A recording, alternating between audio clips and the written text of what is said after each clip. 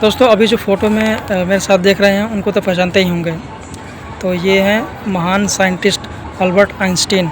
Albert Einstein के 5 ऐसे प्रयोग जो कि उनके जो बहुत सारे खोजें हैं, तो मैं आपको इनके बारे में 5 ऐसी चीज़ें बताने वाला हूं जो कि आज के मॉडर्न जो वर्ल्ड है एग्जिस्ट नहीं करेगा इनके बिना। तो अगर ये ना होते तो ये एग्जिस्ट नहीं करता। तो सबसे पहले समझते हैं, अल्बर्ट आइंस्टीन ने थ्योरी ऑफ रिलेटिविटी दिया था, राइट, E = mc²। इसके तहत उन्होंने लेज़र और जीपीएस सिस्टम जो आज के समय में बहुत ज़्यादा हम लोग यूज़ कर रहे हैं उनके बिना ये पॉसिबल हो ही नहीं पाता, राइट।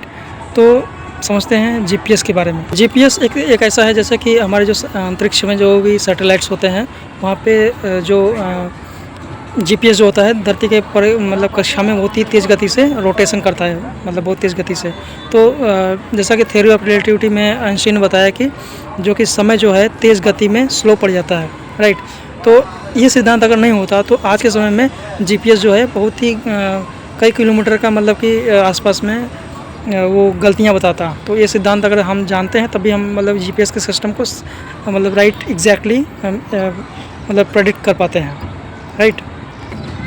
इनके बिना ब्रह्मांड का जो समझ है वो भी अधूरा रहता, क्योंकि आपको पता है कि जब इन्होंने बताया कि जो गुरुत्वाकर्षण का कोई बल नहीं होता है बल्कि स्पेस टाइम में ये कर्वेचर है, राइट, ये कर्व है।